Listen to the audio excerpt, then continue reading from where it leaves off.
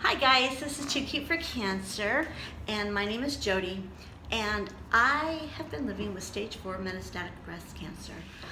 Oh, what a mouthful. Every time I say it, I have to say what a mouthful, because it is a mouthful, and it's a lot to live with, just let me say. Okay, today we have a special guest, and I'm so excited. My bestie, one of my besties, Miss Krista. Yay. Okay, so Krista, we have known each other for how long? Since 1997. Yay! We were in diapers. I know. I was laying there and goo gaga, and she'd go, oh yeah. That's when it all started. Yeah. Oh, in my dreams.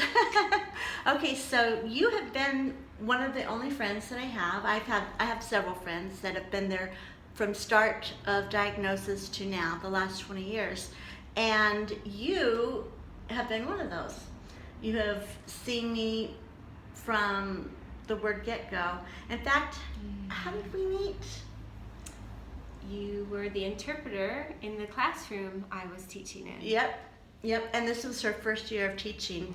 So she was like this little... We had all sorts of fun. We did, we had a blast. It was my first year at the school.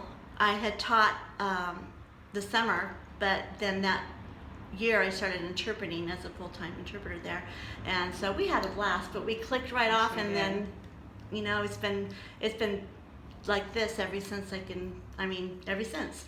Okay, so now our topic today is why you should ask for help, and I am probably the last person that should tell you this because I'm the worst at it.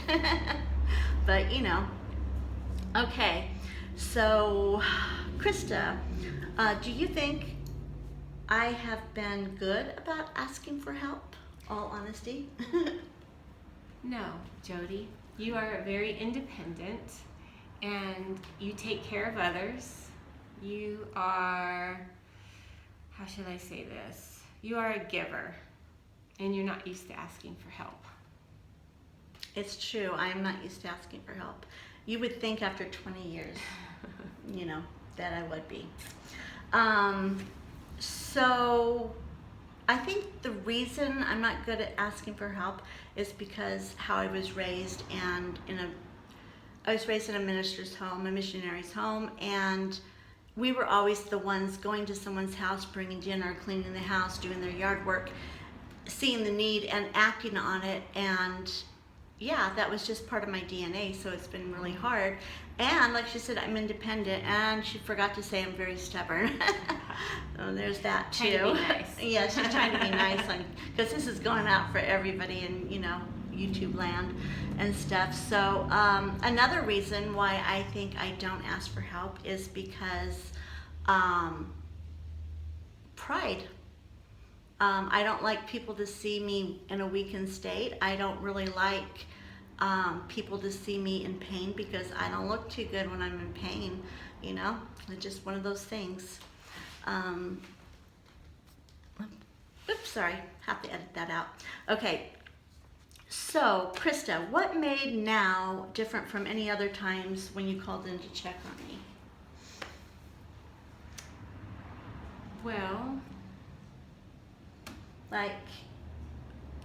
I could hear it in your voice, number one. Mm-hmm. And I was at rock bottom, basically, and I think that's probably the only time I've ever said help. and then I saw your bone infusion episode, and that's when I called. On Too Cute for Cancer. Shameless plug. Yeah. Yeah, you called, and I was just like, I'm in pain, I can't get out of bed. And the next morning, she was right there at my doorstep with her bags, and she's like, I'm staying, I'm gonna help you, we're gonna do this.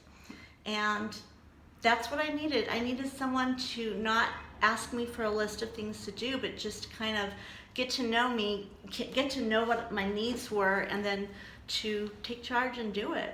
Because sometimes it's hard to say, here's a list of all this, go and do it, it's just hard. So to give you an idea of some of the things that Krista has been helping me with is juicing. As you know, I'm an avid juicer. Well, when I'm sick and I'm in bed and I can't get out of bed, I cannot juice. So then my husband tries to do it, but he's working around the clock trying to keep us going, because since I've been having cancer, I haven't been able to work full time, and he needs to be doing it, or else, we will go under.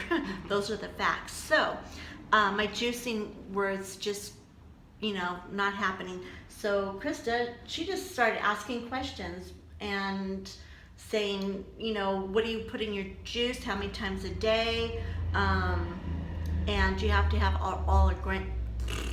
all organic. And I think she went a step further. She went to all the grocery stores to find the perfect foods that we need. This was a God thing.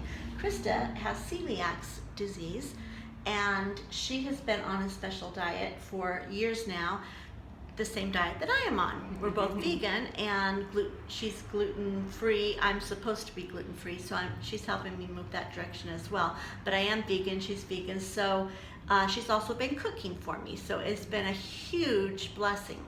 So,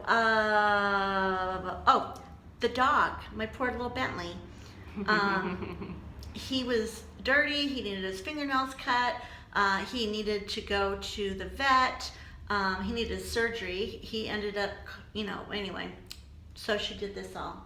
She did all of that while I drank juice and rested and started feeling better.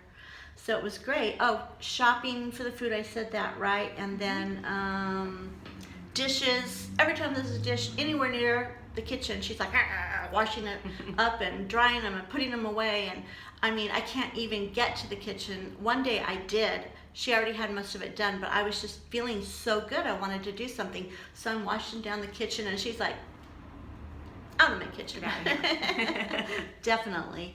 And then help you out with the laundry as well, because the bedroom's on the second floor, and that can get heavy and tiring up and down the steps. Definitely. And just to let you know, I would wear, this is embarrassing to admit, but hey, we're being real today. Sure. I would wear the same little set of clothes over and over and over, because it was easier for me to have my husband wash that than have to do all my regular clothes and everything. And all of the clothes all my clothes were sitting there for, I don't know, some of that stuff, when you started washing it, I thought I had new clothes. I didn't even remember having those clothes. And I'm thinking, they're clothes, hey. Yeah, so, washing the clothes and doing it, that was like a miracle right there. So, and then, we wanted to talk too about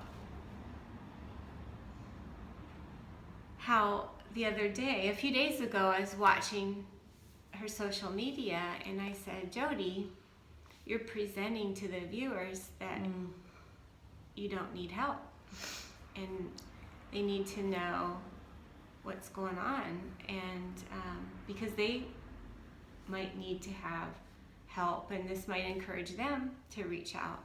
Right.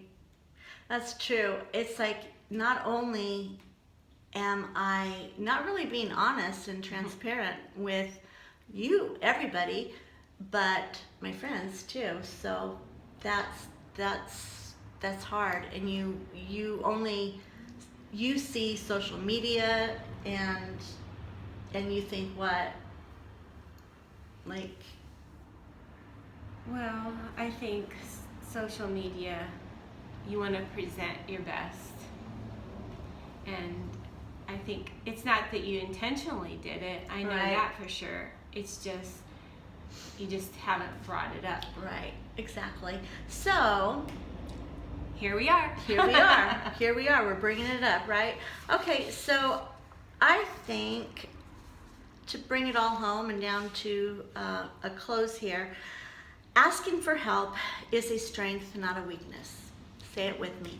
Asking for help is a strength, not a weakness. I'm saying it to myself. I am. So I look back the last couple weeks. Krista just took charge, and she really changed my course of healing, because in the couple weeks I am feeling like the Energizer Bunny. I'm feeling better than I have in 2 years, and I know it's because of Krista. I do. And I'll start crying, so we're gonna have to. Okay, so this is the stuff I want you guys to take away. If you have friends with cancer, look beyond what they're saying. Look at their needs. And also don't say, I'll bring dinner over. Okay, find out what their dietary restrictions are.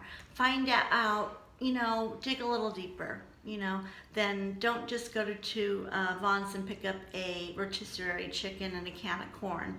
Well, for some that's awesome, but for a vegan would be not good. Dead carcass might be offensive. So anyway, that's one thing. Any other advice you want to give before we close? I think this is good. I think we're doing some real open communication today. Yep. And, honest. Pick on thank you Jody for Day. having me on your channel, and it's my pleasure to help you out, and I love you. And I love you too.